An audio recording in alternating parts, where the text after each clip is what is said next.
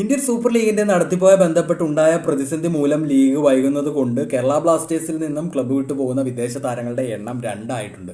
നേരത്തെ ഹേസസ് ഹിമെനസ് ഇതേ കാരണങ്ങൾ കൊണ്ട് കേരള ബ്ലാസ്റ്റേഴ്സുമായിട്ട് 1 വർഷം ബാക്കിയുള്ള തന്റെ കരാർ അവസാനിപ്പിച്ച് ക്ലബ്ബ് വിട്ടിരുന്നു. അതേ പാതയിൽ തന്നെ കേരള ബ്ലാസ്റ്റേഴ്സ് കഴിഞ്ഞ ഒക്ടോബറിൽ സൈൻ ചെയ്ത പോർച്ചുഗീസ് താരം തിയാഗോ ആൽവസ് 2 മാസങ്ങൾക്കിപ്പുറം ഡിസംബറിൽ കേരള ബ്ലാസ്റ്റേഴ്സുമായിട്ട് വേർപിരിഞ്ഞ് അദ്ദേഹം ക്ലബ്ബ് വിട്ട് പോവുകയാണ്. റീസൺ എന്താണെന്ന് എല്ലാവർക്കും തന്നെ അറിയാം. ഇന്ത്യൻ സൂപ്പർ ലീഗ് ഇവിടെ നടക്കുന്നില്ല. തിയാഗോ പോലൊരു പ്ലെയറിന് തന്റെ കരിയറിന്റെ ഒരു ലേറ്റർ സ്റ്റേജിലേക്ക് കടന്നിട്ടുള്ള സാഹചര്യമാണുള്ളത്. കഴിഞ്ഞ 1 വർഷമായിട്ട് അദ്ദേഹം പന്ത് കിട്ടുന്നില്ലായിരുന്നു. കേരള ബ്ലാസ്റ്റേഴ്സിലൂടെ തന്റെ കരിയറിന് ഒരു പുതിയ തുടക്കം നൽകാനായിട്ടാണ് പുള്ളി ശ്രമിച്ചിട്ടുണ്ടായിരുന്നത്. വന്നത് എന്താണെങ്കിലും കറക്റ്റ് സ്ഥലത്താണ്. ഇവിടെ ലീഗ് പോലും നടക്കുമെന്നുള്ള കാര്യത്തിൽ വ്യക്തതയില്ലാത്ത സാഹചര്യത്തിൽ അയാൾക്ക് റിസ്ക് എടുക്കാൻ പറ്റില്ല, അയാൾ പോവുകയാണ് എന്നുള്ളതാണ് നമുക്ക് മനസ്സിലാക്കാൻ കഴിയുന്നത്. ഒഫീഷ്യലായിട്ട് റീസണെ കുറിച്ച് കേരള ബ്ലാസ്റ്റേഴ്സ് പറയുന്നില്ല. പക്ഷേ തിയാഗോ മെൻഷൻ ചെയ്തിട്ടുണ്ട് ലീഗിന്റെ പ്രതിസന്ധി മൂലമാണ് അദ്ദേഹം ഇങ്ങനെ ഒരു തീരുമാനം എടുത്തിട്ടുള്ളതെന്ന്. എന്തായാലും നമ്മളെല്ലാവരും പ്രതീക്ഷയോടെ നോക്കിയിരുന്ന തിയാഗോ ആൽവസ് വെറും 68 മിനിറ്റുകൾ മാത്രം കേരള ബ്ലാസ്റ്റേഴ്സിന് വേണ്ടി പന്ത് തട്ടി അദ്ദേഹം ക്ലബ്ബ് വിട്ടു പോയി.